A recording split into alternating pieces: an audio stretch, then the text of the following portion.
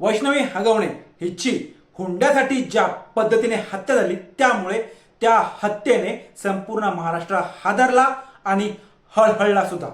सासरच्या माणसांकडून होणाऱ्या आतोनात छळाला कंटाळून अखेर वैष्णवीने टोकाचं पाऊल उचललं आणि आपली जीवनयात्रा संपवली।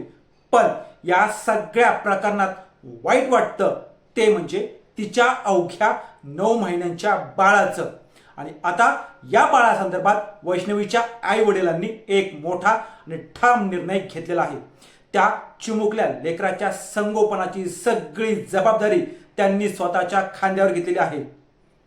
नमस्कार, मी किशोर बलकवडे आणि आपण पाहतात विषयच वेगळा।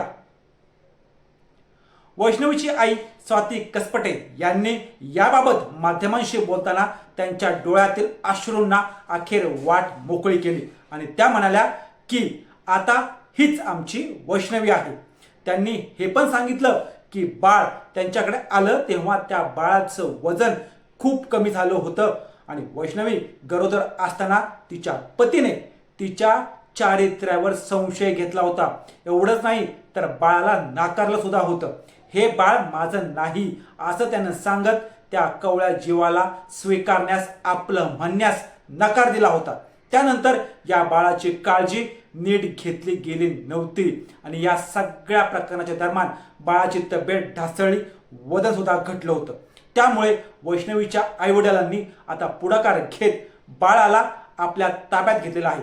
त्यांच्या मते हीच आता आमची वैष्णवी असणार, तिचं आयुष्य आम्ही पुन्हा जगणार, या शब्दात त्यांनी बाळावरील प्रेम व्यक्त केलेलं आहे। रुग्णालयात वैद्यकीय तपासणी केल्यानंतर मेडिकल रिपोर्टनुसार बाळाची प्रकृती आता स्थिर असल्याची माहिती सांगण्यात आलेली आहे। वैष्णवीच्या पालकांनी ही माहिती माध्यमांशी बोलताना दिलेली आहे।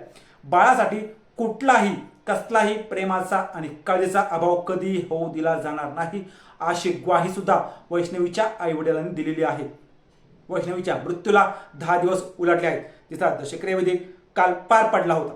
या काळात अनेक राजकीय नेते हे वैष्णवीच्या आईवडिलांना सांत्वन करायला भेटायला आले होते आणि त्यांनी आम्ही तुमच्या पाठीशी आहोत, तुमच्या सोबत आहोत असं आश्वासन दिलेलं असलं तरी सुद्धा वैष्णवीच्या आईने स्पष्ट शब्दात मागणी केली आहे की आम्हाला आणि आमच्या मुलीला न्याय हा मिळायलाच हवा।